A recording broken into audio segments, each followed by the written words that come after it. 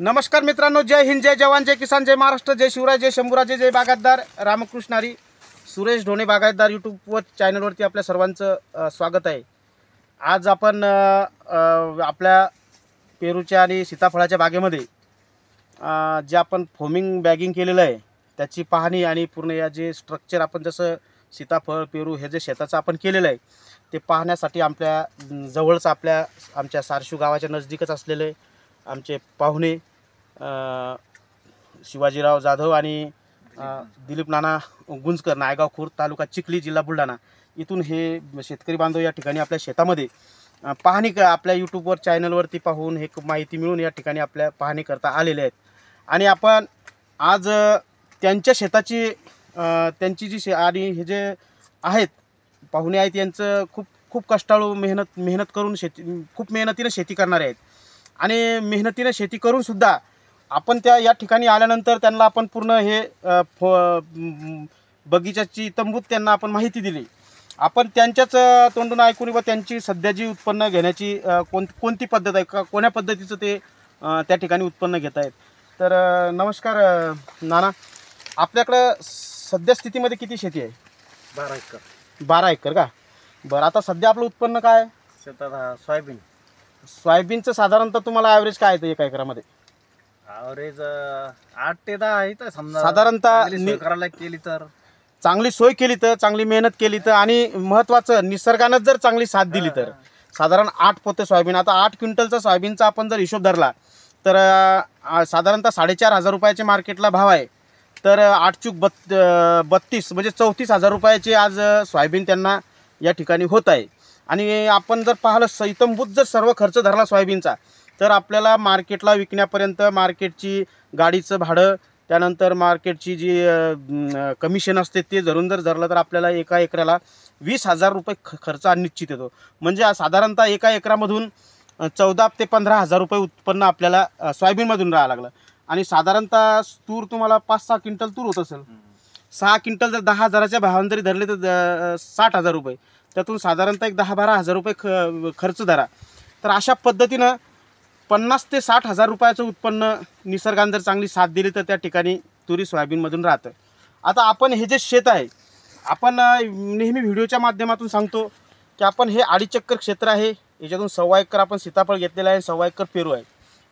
तर 1.25 एकराचा पेरू आपल्याला 3.5 लाख रुपयामध्ये मागितला तरी आपण तो दिला नाही, तो भाव वेगळा. परंतु आज 3.5 लाख रुपये जर धरले त्यातून आपल्याला 25,000 रुपये चालू वर्षाचा खर्च आलेला आहे. असं एकंदरीत 3.25 लाख रुपयाचं आपल्याला उत्पन्न 1.25 एकरामधून राहावं लागलं. तर माझे सर्व आपल्या ज्या विदर्भातील शेतकरी बांधव आहे त्या सर्वांना या ठिकाणी विनंती आहे की आपण आपल्याकडं भौगोलिक स्थिती अतिशय बागायतीसाठी चांगली आहे की आपल्याकडं पाऊस आहे, पाणी भरपूर आहे, जमीनही भरपूर आहे. आणि आपण हे पारंपरिक पीक एक न घेता आपण बागायतीकडे वळलं पाहिजे. कारण या माध्यमातून आपल्याला जर आज आपण 1 हेक्टरचा जर हिशोब धरला, जर आपण 1 हेक्टर जर पेरू घेतला तर त्या ठिकाणी आपल्याला शासनाकडून 3 वर्षामध्ये जवळपास 2-2.25 लाखापर्यंत अनुदान मिळतं. आणि याचा जर आपण लागवडीचा जर खर्च पाहिला तर आपण ड्रीप जरी केलं तर ड्रीप सगळं जरी हिशोब जर धरला तरी आपल्याला एक साधारणतः 30,000 रुपयाच्या आतमध्ये एकरी खर्च येतो. म्हणजे साधारणतः 1 हेक्टरचं आपलं 80-90 हजारापर्यंत आपली 1 हेक्टरची लागवड होती. आणि आपल्या शासनाकडून पहिल्याच वर्षी आपल्याला 70-80 हजार रुपये अनुदान मिळते.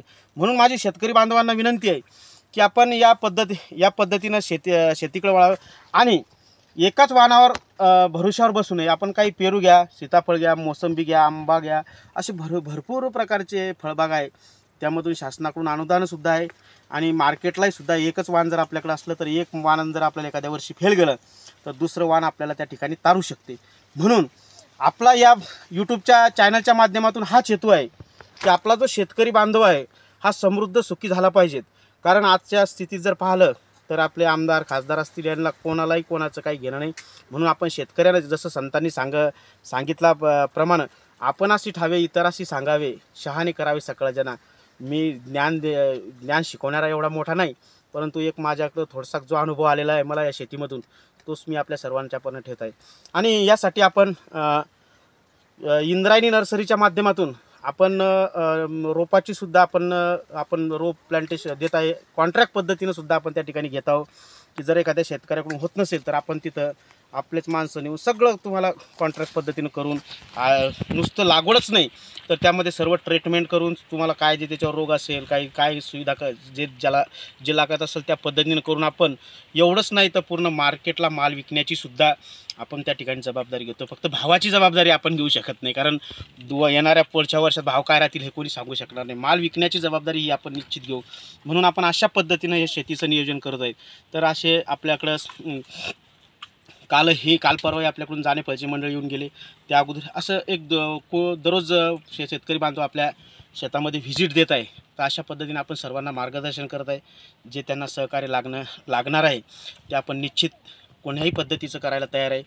तर धन्यवाद मित्रांनो, आपण सुद्धा या बागायती क्षेत्राकडे वळावं अशी माझी सर्वांना विनंती आहे. जय हिंद, जय जवान, जय किसान, जय महाराष्ट्र, जय शिवराज, जय शंभूराजे, जय बागायतदार. रामकृष्ण.